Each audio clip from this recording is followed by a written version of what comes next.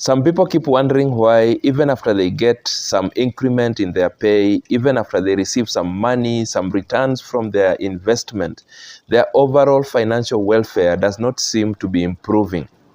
A lot of times it is because of the decisions we make blindly without considering all factors that need to be considered. Some of these decisions are very simple. Take an example of a choice to switch houses. So you've been living in, say, a bedsitter, and you have gotten a salary increment of Kenya shillings 15,000, right? So you've been earning a certain amount, and you've been living in a bedsitter that you have been paying rent 10,000 shillings. Suddenly you've gotten a pay rise. Maybe you've been promoted, or it's an annual increment, and your salary has grown by 15,000 shillings. Or you invested some money somewhere and you've received some return, some dividend, some profit, some interest of 15,000 shillings. Or there is a promise that you will be receiving an additional 15,000 shillings every month. So what the average person does is that we look at the increment of 15,000, and some thoughts come quickly to us that that now we are able to adjust our lifestyle, right? And therefore we move from a house that we've been paying 10,000 and we go to a house that we will be paying, say, 18,000 shillings. In our thinking, we are saying out of the 15,000, I will have gotten out 8,000, and therefore I'm still having 7,000 shillings. So this looks like an upright decision. This looks like a decision that is well thought out. Let me give you a chronology of events that begin to happen when you choose to switch houses from a bedsitter of 10,000 shillings to a one-bedroomed house of 18,000 shillings. For example, you've been living in a bedsitter that had one window with one curtain. So then you move to a one-bedroomed house that has at least 3 windows. That is calling for 3 curtains.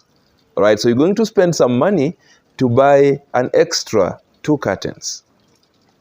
You did not think about that. You were living in a bedsitter that had a maximum of 2 bulbs that were lighting your house. You have now moved to a one-bedroomed house that has minimum 5 bulbs. 1 in the living room, 1 in the bedroom, 1 in the kitchen, 1 in the bathroom, and 1 in the corridor. You might even have 1 outside at your door, and you choose to also light it so that everyone can know that you are also present. Even though your neighbors left and right have their bulbs on, you will still switch on yours so that we know that you are also there.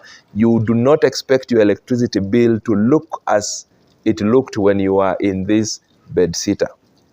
Now, you used to be in a house that did not even have a tap inside, or even if it had 1. Now you have moved into a house that has got 3 taps, and you expect your water bill to look the same. It can't. It can't. Now let's come to the living room. When you have moved to your new house, you have announced to us, you have told us how spacious the living room is. Now here is the breakdown of the expenses of a spacious living room. When you brought the seats that you had in your bedsitter into this spacious living room, it swallowed them, and you even looked at them and wondered, how are you surviving with seats like this? You cannot even allow your friends to come and sit on seats like this. Remember, you have told them you now have a spacious living room. And so thoughts begin to come to your mind very fast that you need to acquire seats, modern seats, and bigger seats or many seats that will swallow, or rather take up the space in your spacious living room. Did you think about it? You did not. And some people will go ahead and even take another loan. All right, so they have already committed now the 7,000 that was remaining to another loan so that they can get money and come and buy more seats, or rather modern seats, to fit into the spacious living room.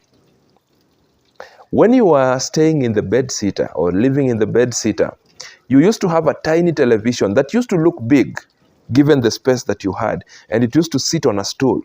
Now you have moved into a spacious living room. All right, and you put your television there and it looks like a dot. And therefore thoughts of acquiring, a slightly bigger set begin to cross your mind. Okay, and so you quickly begin to think about how you will get a bigger television set. Other people have gone to take another loan to buy a bigger television set, or the same loan that will buy seats, a portion of the money will be used to buy a bigger television set. Now, when you bring the bigger television set, you realize that the stand, those things that, that the television set stands on, have been spaced in a way that it cannot sit on the stool that used to support your former television set. That begins to call for a modern TV stand, especially where the landlord has told you that they do not allow you to put brackets on their wall. So you have to acquire a modern TV stand. Had you thought about it? Of course not. And therefore, that begins to push you into wanting to buy a modern television stand. These are things that you had not thought about. Initially, you only looked at the difference between your current rent and your new rent versus the salary increment or the new amount that you have received. But if you look at these things that I have added, you begin to realize that the 7,000 that remained is gone already. And that is how we begin to wonder that after we got an increment, after we received some extra money, our life seems to be McTiming. Our life seems to look the same. All right. The only difference is that we have moved into a bigger house. But in terms of the way we feel about our money, the struggles we've been going through about money, they're still the same or even worse, because our problems have ballooned. Our situation has ballooned. If I used to struggle looking for money to pay electricity bill of say 100 or rather 500 shillings, today I'm struggling to look for money for electricity bill of 1,000 shillings. Simply because I made a decision partially blindly or totally blindly.